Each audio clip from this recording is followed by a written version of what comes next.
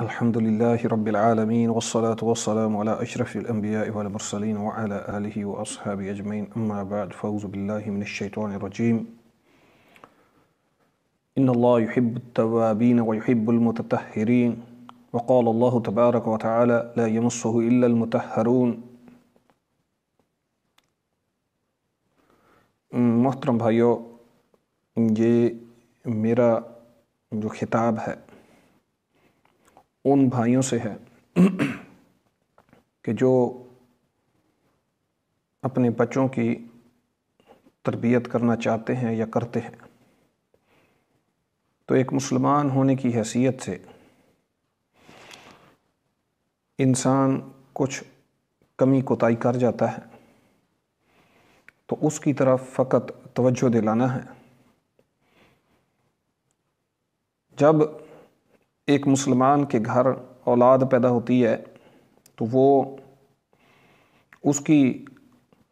اسلامی تربیت کی طرف بھی توجہ کرتا ہے اور چاہتا ہے کہ اس کا بچہ جو ہے وہ دین کو سیکھے۔ لہٰذا جس وقت بچے کی عمر 3 سال 4 سال ہوتی ہے تو اس کی ابتدا ہم لوگ کرتے ہیں کہ اس کو قرآن کریم کی تعلیم کے لیے قریب کی مسجد یا کسی قریب کے مدرسے کے اندر بھیج دیتے ہیں تاکہ وہ ابتدائی تعلیم قرآن کریم کی حاصل کرے اور باقی بعد میں وہ مزید آگے پڑھے۔ تو یہ جو قرآن کریم کے دروس جہاں پہ ہوتے ہیں، جہاں قرآن کریم سکھایا جاتا ہے، وہ جگہ یا تو مسجد ہے یا پھر وہ کو علیحدہ سے مدرسہ ہوتا ہے۔ جو بھی جگہ ہو اس میں خاص طور ہم اپنے ماحول کے مطابق بات کریں گے کہ ہم جو دیہاتی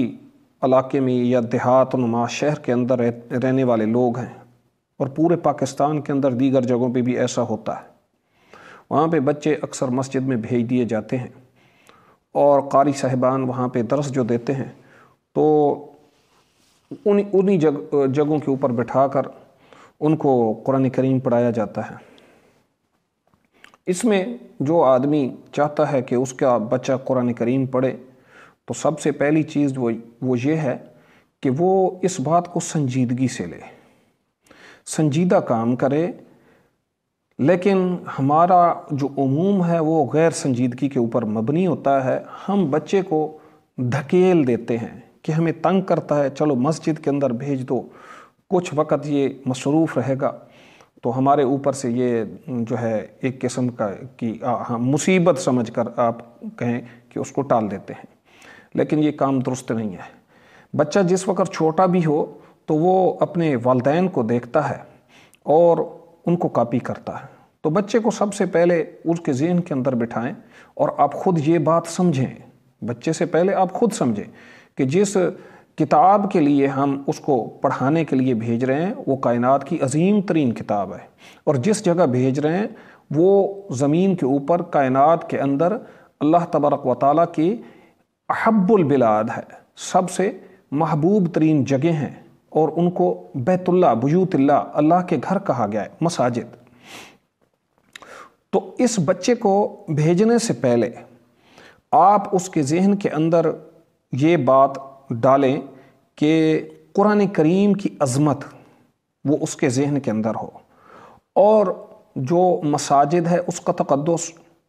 وہ بھی اس کے ذہن کے اندر موجود ہو، اور اس کو تھوڑی تھوڑی تربیت ساتھ دیتے جائیں کہ قرآن کریم اللہ کی کتاب ہے اور اس کو کس طرح سے پڑھنا ہے، کس طرح سے اٹھانا ہے، اور مسجد میں کس طرح سے جانا ہے، اپنے استاد محترم سے کس طرح سے بات کرنی ہے۔ اس کے لیے والدین کو عملی طور پر ثبوت دینا ہوگا، کیونکہ بچے ہمیشہ اپنے والدین کو کاپی کرتے ہیں جب تک ان کو عقل و شعور نہیں آتا، اور وہ بغیر کچھ بتائے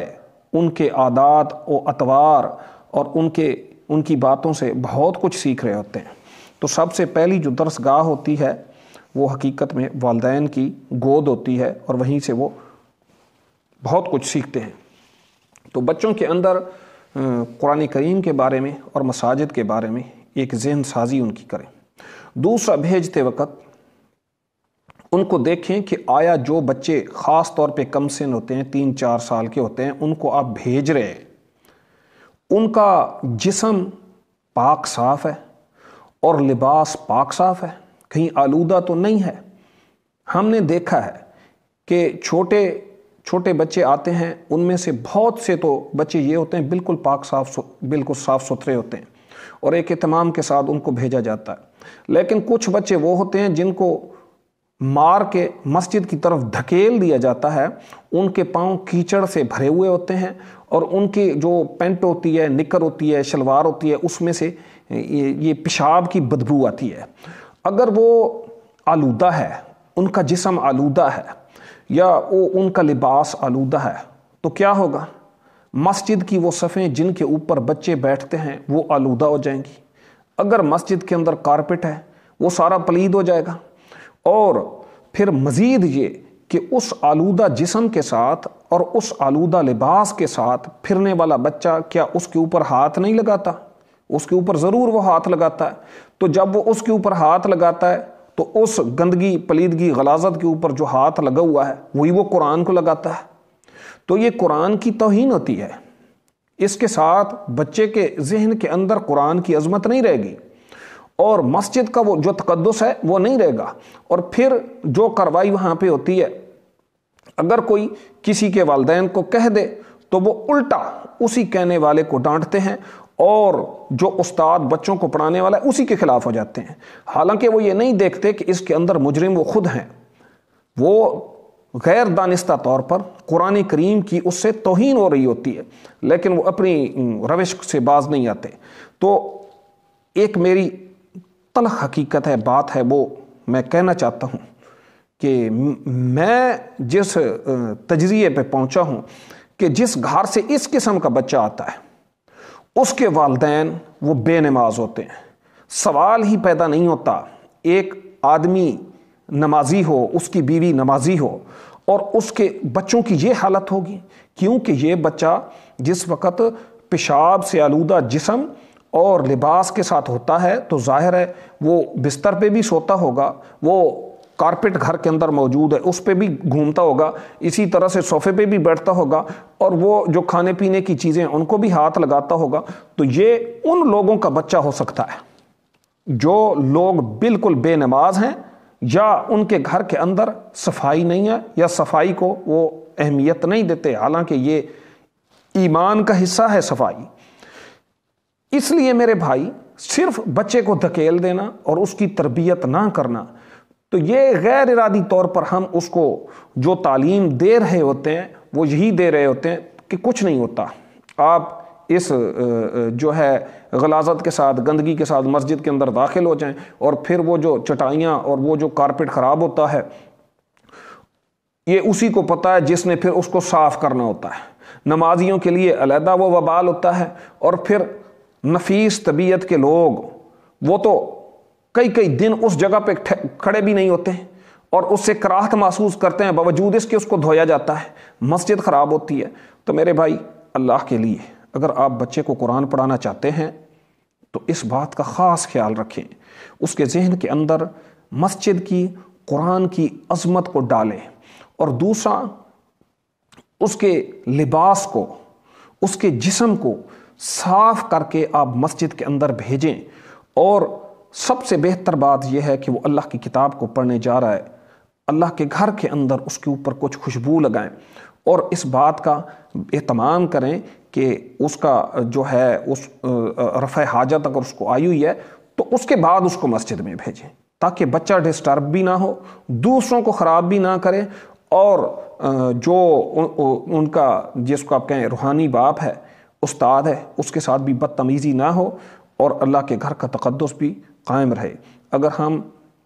قرآن کی اس طرح سے عزت اور تکریم کریں گے، اللہ کے گھر کی عزت اور تکریم کریں گے، تو اللہ تبارک و تعالی پھر اس اولاد سے ہم کو بہترین پھل دے گا اور بہترین نتائج ہم اخذ کر سکتے ہیں، ورنہ جیسا ہم بوئیں گے ویسا ہی کاٹیں گے۔ اللہ سے دعا ہے اللہ سمجھنے کی، عمل کی توفیق دے۔